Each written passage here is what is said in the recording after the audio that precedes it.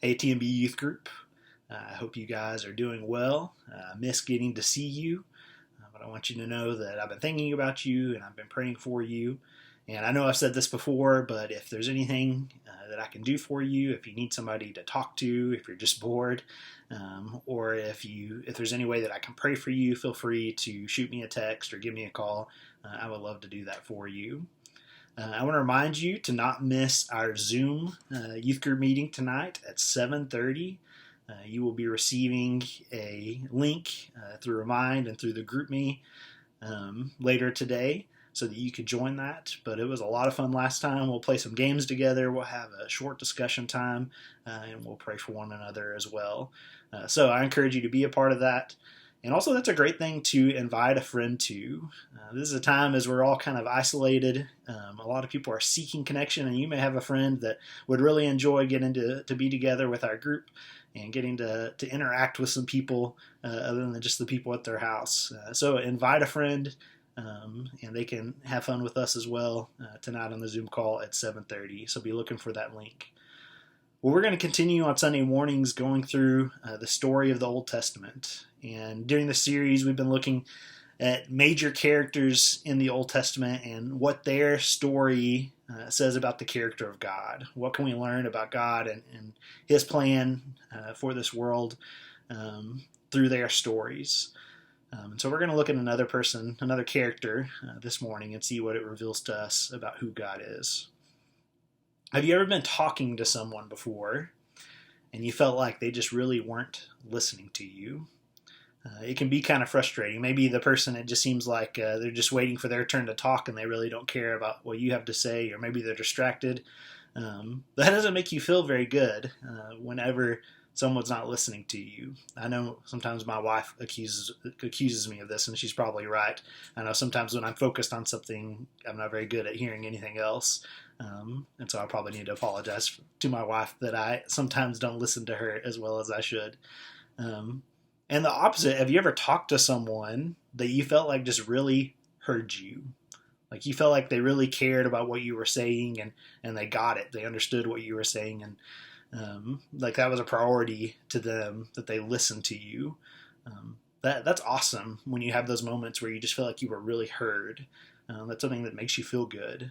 I think we all want to be heard because when people hear us, it shows that they care about us. And it shows that they care about what we have to say.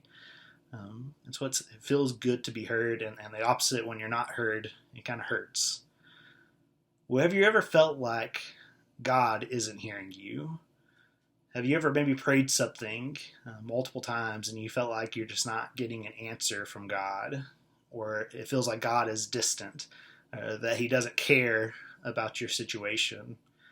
We're going to look at a story this morning of someone that went through a time when they were praying to God and really wanted to be heard. And we're going to see how they learned in their story that God is one that hears us. So we're going to be in 1 Samuel chapter 1. So this is the story of Hannah. And if you don't know this story, let me tell you a little bit about the story. There's a man named Elkanah, and he has two wives. One of them is Hannah, and the other is Peninnah. And I'm not sure if I'm pronouncing that right or not. Played it on the YouVersion app where it reads it out loud, and that was how it pronounced it. So I'll go with Peninnah. But so he has two wives, and that's something we don't really experience or see a lot in our culture. And you see that some in the Old Testament as you go through it. And it's kind of a question, is that okay with God? Can there be multiple wives?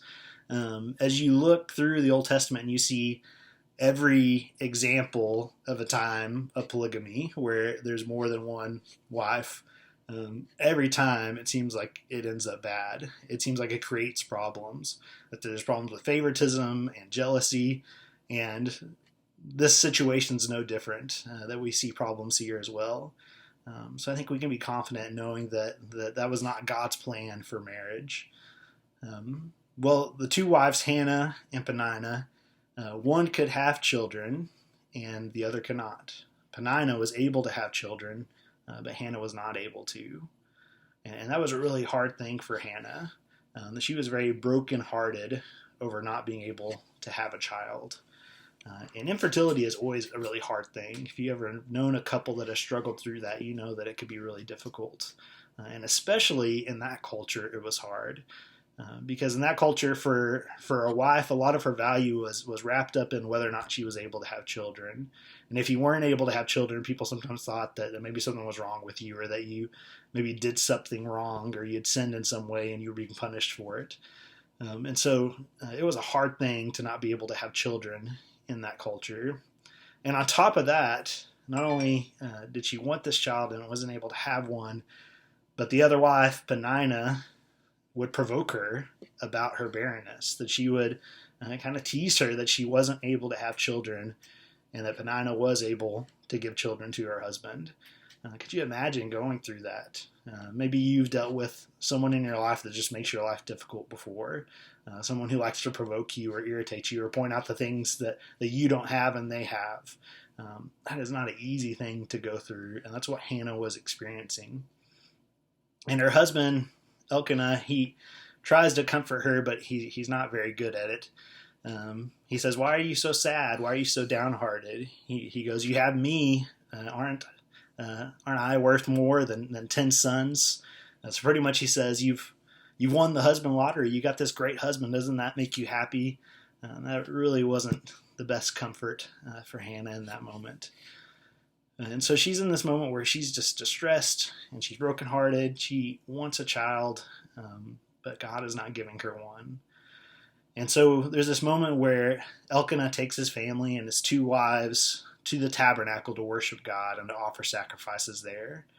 And while they're there at the tabernacle, Hannah kind of reaches this breaking point to where she is kind of desperate, and she stands up and she starts pouring her heart out to God. So I want to read that to you in 1 Samuel 1, verses 9 through 11.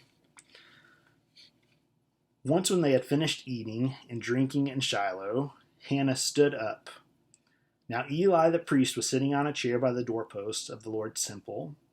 In bitterness of soul, Hannah wept much and prayed to the Lord.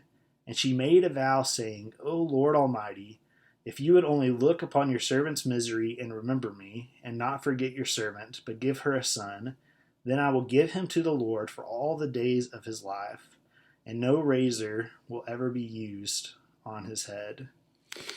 So she prays this really desperate prayer to God. And it talks about she is in bitterness and she is weeping as she's praying. So she is just really broken at this point. And she prays, "God, if you will just give me a son, then I will give him back to you in service to you, that he will serve you all the days of his life." And there's this line about no razor will touch his head. And that was probably in reference to this thing called a Nazirite vow. That was a vow that an Israelite could make to God, kind of saying that they were dedicating themselves to special service to God. If you remember the story of Samson, Samson was a Nazirite. He was someone that they never cut his hair, and he was supposed to be dedicated to service to God. Well, that's what Hannah prays to God, that if you give me a son, I'm going to give him back to you, that he is going to be for your purposes, that he is going to serve you all the days of his life. And she was so distressed in prayer that whenever the priest Eli, who was there, sees her, he actually thinks that she's drunk. And she goes, "What's wrong? Why are you coming to the tabernacle drunk?" And she has to explain to Eli, "No, I haven't been drinking. Rather, I've just been broken and desperate and been pouring my heart out to God." So Eli says, "Well, go in peace, and may God grant you whatever it is that you asked for." And after that moment, Hannah's emotional state kind of changes. It says that in verse 18, the second half says, she went her way and ate something, and her face was no longer downcast. So even before God answers her prayers, just lifting up this prayer to God and pouring her heart out to God seems to have made a change in her. That she's not quite as downcast or sorrowful as she was, but she has a little more peace and comfort after praying to God and lifting up her prayer to God. Well, if you know the rest of the story, you know God answers her prayer, that he does give her a son, and it's a very special son. His name is Samuel, And Samuel sounds like the Hebrew word for heard of God. Kind of Hannah, in naming her son, is saying that God has heard me, that he did care about me. And Hannah ends up keeping her promise to God, that just as she said, I will give the son back to you, she gives her son Samuel, once he's old enough, to go live at the temple with Eli and be raised by the priest Eli at the tabernacle in service to God.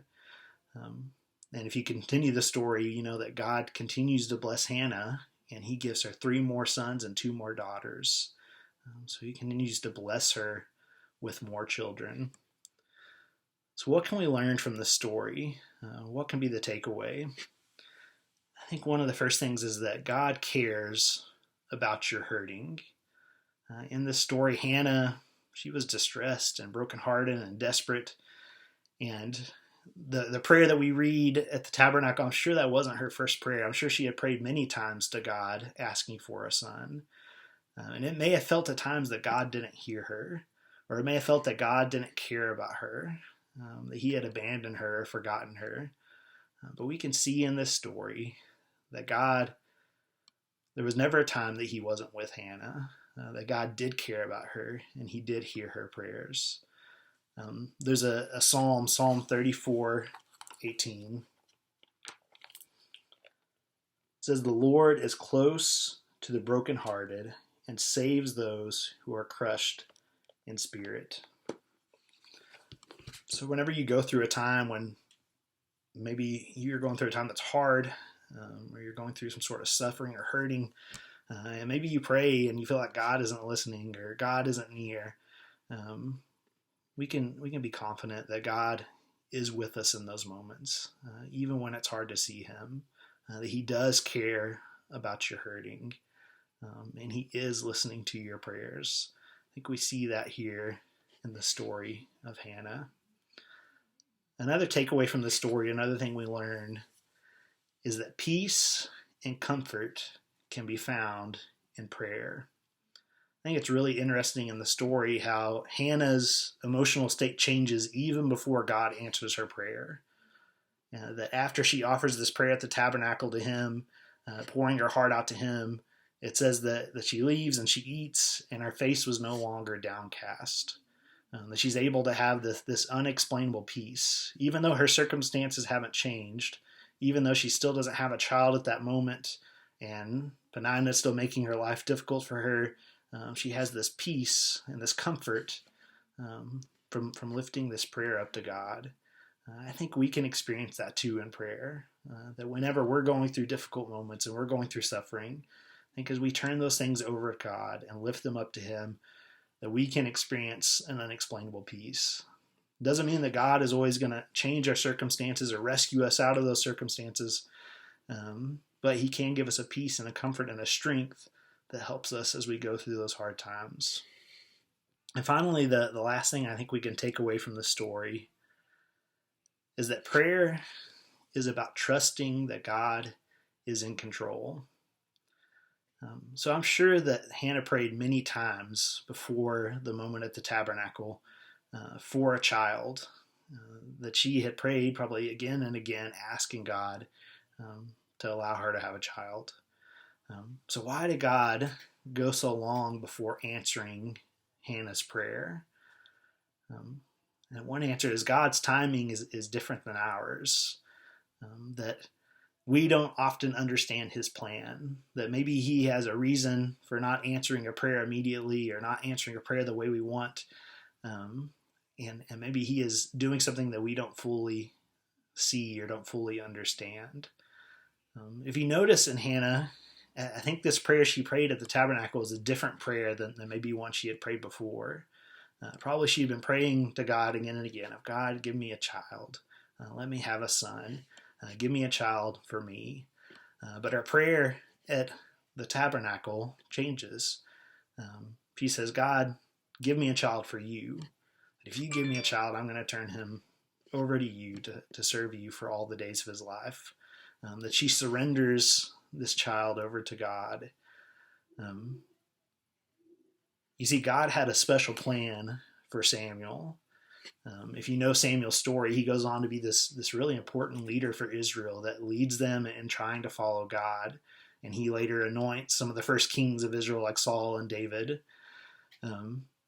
I wonder if Hannah would have given Samuel over to God if God had answered her prayer earlier. I wonder if it took getting to this moment of desperation, or it took getting to this moment where she finally just said, God, I would give him over to you if you give me a son. That this was maybe part of God's plan. Well, if God isn't answering your prayers, it isn't because he doesn't care about you. It isn't because he's not listening. But perhaps he has a plan that you just cannot see at this time.